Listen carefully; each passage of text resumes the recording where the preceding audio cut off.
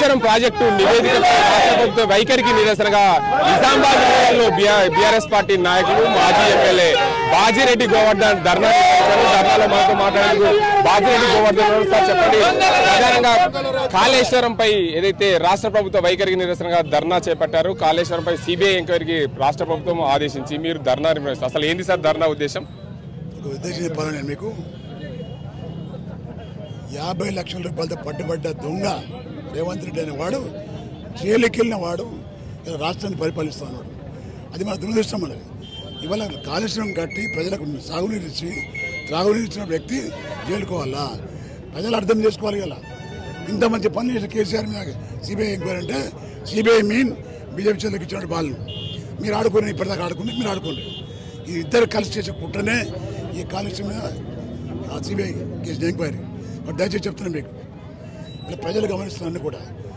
రైతాంగానికి యూరియా దిక్కు లేదు, కరెంటు దిక్కు లేదు, ప్రజలకు ఇచ్చిన హామీలు దిక్కు లేవు, వాడు అప్పు చేసిన 2 లక్షలకు లెక్క దిక్కు లేదు. అదేవిధంగా మరి 1,00,000 కోట్లు ఏం చేసి తెలియదు.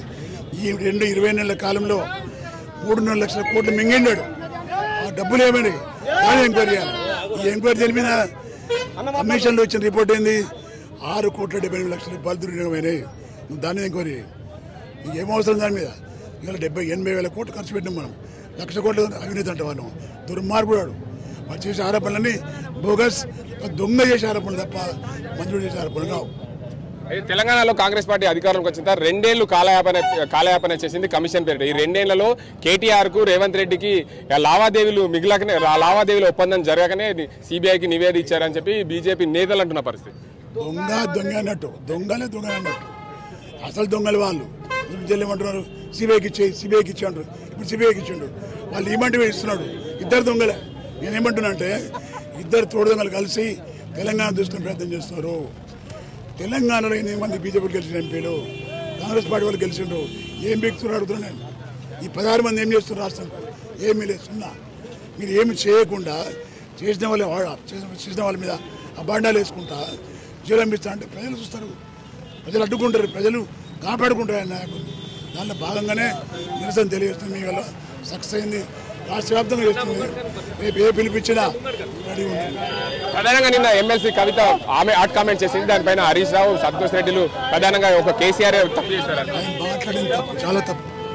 మాట్లాడేది లేకుండా మాట్లాడేది. ఫ్యూచర్ ఏమంటే పార్టీ తీసుకుంటాం.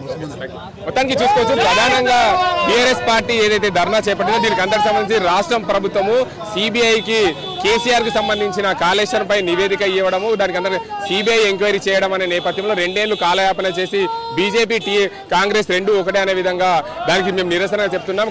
బీజేపీ పార్టీ కాంగ్రెస్ పార్టీ 2 రెండే. రేవంత్ రెడ్డి 2 సంవత్సరాల పాటు ఏం చేశారనే నేపథ్యంలో పూర్తి స్థాయిలో ఏదైతే రేవంత్ రెడ్డిని తప్పుపడుతున్న పరిస్థితిని నెలకొంది. ఇది ఇక్కడ పరిస్థితి. Kerala అజీంతో Gangareddy, RTV, Nizamabad. For latest updates on India Pakistan, download RTV Live app.